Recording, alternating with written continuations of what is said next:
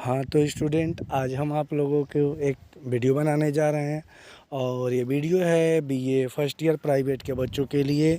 जो राजनीति विज्ञान का सेकंड पेपर जो आप लोगों का लिखित परीक्षा होगा, यहाँ पर लिखा है ना सेकंड पेपर लिखित परीक्षा, उसी के संबंध में हम बताए थे ना कि जब ऐसे ही हमको टाइम मिलेगा एक एक यूनिट से वीडियो बनाना चालू करेंगे। तो एक दिन हमने आप लोगों को संविधान की अर्थ परिभाषा बताया था और संविधान के वर्गीकरण बताया था। आज हम जो वीडियो बनाएंगे वो बता रहे हैं कि आप लोगों को क्या है। तो आज हम लोग पढ़ेंगे, एक आप लोगों का यूनिट था लॉन्ग में, जो आप लोगों को 20 नंबर में पूछेगा 1000 वर्ड में।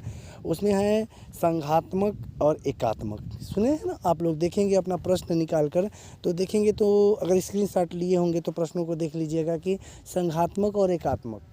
तो संघात्मक और एकात्मक में हम वही आज पढ़ेंगे कि संघात्मक क्या है और एकात्मक शासन प्रणाली क्या है। और बढ़िया से इसको हेडिंग मैं समझा दे रहा हूँ और हेडिंग को भी समझा दे रहा हूँ, और सब बढ़िया से लिख लीजिएगा नोट्स। बस इतना याद रखेंगे, 1000 वर्ड का आपको क्वेश्चन याद हो जाएगा। या तो संघात्मक पूछ देगा या तो एकात्मक। अगर संघात्मक लॉन्ग में पूछ रहा है तो एकात्मक शॉर्ट में पूछ देगा। तो चलिए देखते हैं। जैसे कि यहाँ पर है, देखिए पहला पढ़ना है कि संघात्मक शासन प्रणाली क्या है। प्रश्न पूछेगा कि संघात्मक शासन प्रणाली क्या है, इसकी विशेषता या इसके बारे में परिभाषित कीजिए। तो देखिए, लिखिएगा, पहले अर्थ लिख दीजिएगा। तो लिखिएगा संघात्मक शासन वह शासन है जहां राज्य की शक्तियों का विभाजन संवैधानिक स्तर पर केंद्र और उसकी घटक इकाई प्रांत में बीच होता है। मतलब संघात्मक शासन प्रणाली वह होता है कि जहां पर देश की समस्त शक्तियों का विभाजन संवैधानिक ढंग से, यानी संविधान द्वारा, केंद्र और उसके घटक इकाई यानी प्रांत। अगर भारत की बात करें तो भारत में एक केंद्र है यानी भारत सरकार, और एक घटक इकाई मतलब बिहार, उत्तर प्रदेश, झारखंड, बंगाल, ये सब क्या है, इकाई हैं। इसी के बीच हो जाता है। और संघात्मक शासन प्रणाली उस शासन प्रणाली को कहते हैं जिसमें कई छोटे छोटे राज्य मिलकर एक संघ का रूप बनाते हैं और शासन करते हैं। यानी संघात्मक शासन प्रणाली वह होता है कि जहाँ पे छोटे छोटे इकाई, जैसे उत्तर प्रदेश, बिहार, झारखंड, बंगाल, ये सब 28 राज्य छोटे छोटे मिलकर एक संघ देश का निर्माण करते हैं। यानी संघ राज्य का मतलब एक भारत का निर्माण करते हैं, और तब मिला जुला कर यानी 28 राज्य मिलकर एक भारत का निर्माण करके शासन को चलाते हैं। उसी को संघात्मक कहते हैं। संघवाद एक विचारधारा है जो आज अमेरिका, भारत, कनाडा, ऑस्ट्रेलिया इत्यादि देशों में इसका उदाहरण है।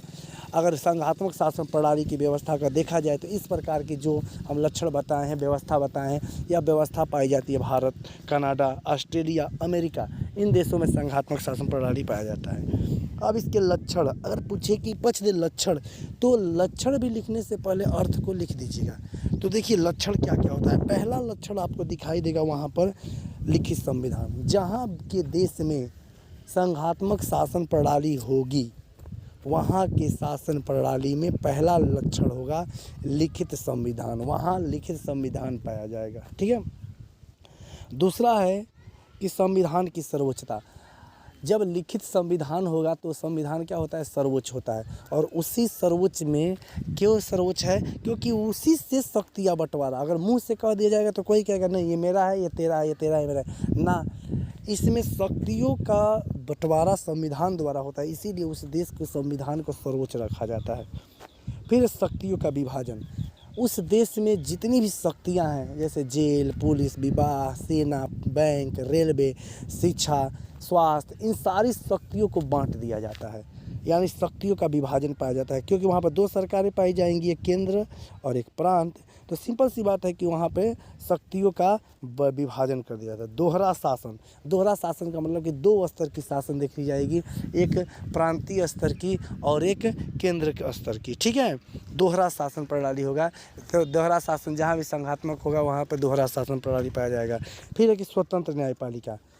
शक्तियाँ कितना सही है, कितना गलत है, कितना शक्तियाँ किसके पास उचित है, इसकी व्याख्या करने के लिए क्या है, एक स्वतंत्र न्यायपालिका होनी चाहिए। सबसे ज़रूरी है कि उसको न्यायपालिका को स्वतंत्र बनाया जाए। स्वतंत्र न्यायपालिका होगी तभी व्याख्या कर पाएगी संविधान का और सब कुछ कर पाएगी। ठीक है। उसके बाद दोहरी न्यायपालिका। जो न्यायपालिका होगी दोहरी होगी, एक स्टेट में होगी जिसको हाई कोर्ट कहेंगे और एक केंद्र में होगी जिसको सुप्रीम कोर्ट या संघीय न्यायालय कहेंगे। क्योंकि राज्यों के जितने भी मामले होंगे वो राज्य की न्यायपालिका देखेगी, और राज्य और केंद्र के बीच विवाद होगा या राज्य और राज्यों के बीच विवाद, क्योंकि वहाँ पे बहुत सारे छोटे छोटे राज्य होंगे, प्रांत होंगे, तो उनके बीच विवाद होगा, और केंद्र सरकार से कहीं किसी प्रांत का विवाद होगा तो इसको समझाने के लिए एक संघीय न्यायालय होगी। ठीक है, ये हो गई आप लोग के संघात्मक शासन प्रणाली का लक्षण। बढ़िया से इसको पढ़ लीजिएगा बच्चों।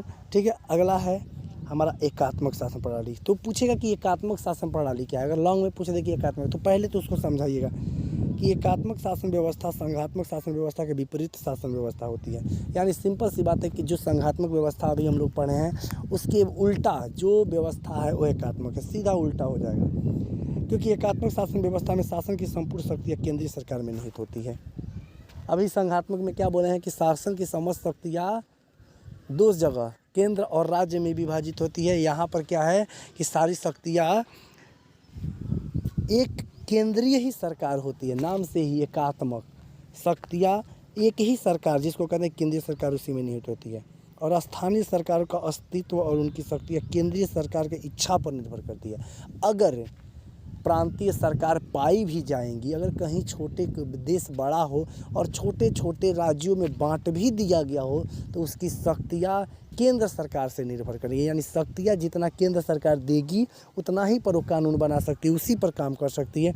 वो संविधान लिखित नहीं होता है कि आपका शक्तियाँ विभाजित है और आप इस पर कानून बनाएंगे, ना, ये निर्धारित केंद्र सरकार करेगी। ठीक है, अतः केंद्र सरकार अपनी इच्छा अनुसार प्रांतों को कुछ शक्तियाँ देती है, क्योंकि यहाँ पर संविधान द्वारा शक्ति की कोई व्यवस्था ही नहीं होती। एकात्मक शासन प्रणाली में संविधान द्वारा कोई शक्तियों का बंटवारा का प्रावधान नहीं होता है, इसीलिए वहाँ की केंद्र सरकार अपने मर्जी से कुछ शक्तियाँ राज्य सरकारों को दे देती है। अब लक्षण पूछ दे कि एकात्मक शासन प्रणाली का लक्षण क्या होता है, क्या क्या किसी देश की व्यवस्था में दिखे तो आप जान जाएंगे कि ये एकात्मक शासन प्रणाली वाला देश है। तो चलिए, पहला है केंद्रीकृत सरकार। वहाँ पर जिस देश में एकात्मक शासन प्रणाली होगा वहाँ पर एकीकृत सरकार पाई जाएगी, यानी एक ही सरकार देखने को मिलेगी और वो होगी केंद्रीकृत सरकार। ठीक है, जैसे ब्रिटेन। ठीक है, अब एकात्मक शासन प्रणाली का लक्षण पूछे तो ब्रिटेन की सरकार को ले लीजिएगा। ब्रिटेन की शासन प्रणाली एकात्मक है। वहाँ राज्य हैं, जानते होंगे, उत्तरी आयरलैंड, स्कॉटलैंड, नाम सुनते हैं आप लोग। तो ये देश तो हैं लेकिन उनको शक्तियाँ, ये राज्य हैं जो उसके प्रांत हैं लेकिन उनको शक्तियाँ नहीं दिया गया। सब शक्तियाँ ब्रिटेन सरकार के पास होती है, इसीलिए उसको यूनाइटेड किंगडम युग को बोला जाता है, जानते हैं। इकहरी नागरिकता दूसरा लक्षण होता है। देखिए, संघात्मक में बहुत सारी बातें मैं नहीं बताया हूँ, वहाँ पर दोहरी नागरिकता का प्रावधान था, क्योंकि ज़्यादा बड़ा हो जाता तो कुछ कुछ चीज़ें हैं जो इसमें होना चाहिए और उसके ही उल्टा वहाँ भी। तो एकात्मक यानी इकहरी नागरिकता, जहाँ पर एकात्मक शासन प्रणाली वाला देश होगा वहाँ प्रत्येक नागरिक एक ही नागरिकता ग्रहण करेंगे, वो उस देश का। जैसे भारत में, भारत का संविधान जब सेकेंड ईयर में आप लोग पढ़ेंगे तो संघात्मक एकात्मक दोनों का लक्षण मिलेगा। तो भारत में एकात्मक का लक्षण जब पढ़ेंगे ना तो भारत के लोग सभी लोग एक ही नागरिकता ग्रहण करते हैं, भारतीय का। लेकिन अमेरिका में जाएंगे तो दो नागरिकता ग्रहण करते हैं लोग, एक अमेरिका का और एक जिस प्रांत में लोग रहते हैं उस प्रांत की नागरिकता ग्रहण करते हैं। तो संघात्मक में दोहरी होता है, लेकिन दुनिया के ब्रिटेन के लोग सभी लोग ब्रिटेन के ही नागरिकता ग्रहण करते हैं। ठीक है, इकहरी न्यायपालिका अभी बताए हैं। संघात्मक में भी दो न्यायपालिका होती है, एक स्टेट में जिसको हाई कोर्ट कहते हैं और केंद्र में सुप्रीम कोर्ट, जो राज्यों और केंद्रों के विवादों को समझाती है। लेकिन एकात्मक में क्या होता है कि एकात्मक में इकहरी न्यायपालिका होती है जो सबकी अपील का अंतिम न्यायालय होती है। जैसे भारत में सुप्रीम कोर्ट हर राज्यों के कोई भी मुकदमा को अपील का अंतिम न्यायालय होती है, इसीलिए भारत में भी एकात्मक का लक्षण न्यायपालिका का लक्षण माना जाता है। और संघात्मक का लक्षण भारत में तो यानी दो राज्य है तो वो संघात्मक वाला लक्षण होता है, इसीलिए बोला जाता है भारत का संविधान में कि एकात्मक और संघात्मक का मिश्रण है। स्थानीय सरकार का कोई महत्व नहीं। अगर कहें ना कि अगर स्थानीय सरकार यानी प्रांतीय सरकार अगर है भी तो उसका कोई महत्व नहीं है, उसको कोई अधिकार नहीं है, वो वही काम करेगी जो केंद्र सरकार कहेगी। यानी सर्वोच्च शक्तियाँ, सारा शक्तियाँ केंद्र सरकार में निहित होती है, केंद्र सरकार पर निर्भर राज्य सरकार होती है, यानी कोई महत्व नहीं है। स्थानीय सरकार का संचालन केंद्र सरकार की इच्छा के अनुसार, यानी स्थानीय सरकार अगर है तो स्थानीय सरकार की शक्तियाँ जो है, स्थानीय मतलब प्रांतीय और स्थानीय स्तर पर, उसकी शक्तियाँ जो कुछ भी है केंद्र सरकार पर निर्भर है, उसकी इच्छा के अनुसार है कि तुमको जितना कहेंगे उतना करना, अपने मर्जी से कोई संविधान ठीक है। तो वही बात होता है कि ये संविधान द्वारा संचालित नहीं होती है, सरकार द्वारा संचालित होती है, इसीलिए इसको एकात्मक शासन प्रणाली कहते हैं। तो इसका उदाहरण ब्रिटेन है। तो बच्चों इतना बढ़िया से आप लोग दोनों, ये लॉन्ग क्वेश्चन है, या तो 20 नंबर में 1 से पूछेगा तो 10 नंबर में 1 से, और 10 नंबर में 1 से तो 20 नंबर में। ये याद रखिएगा कि 20 से 30 नंबर से इससे प्रश्न पूछ सकता है, टीपीडी में भी जाकर पूछ सकता है। तो इस वीडियो को ठीक से आप लोग पढ़ लीजिए, याद कर लीजिए, और वीडियो को ज़्यादा से ज़्यादा लाइक कर दीजिए, शेयर करिए, सब्सक्राइब कीजिए। धन्यवाद बच्चों।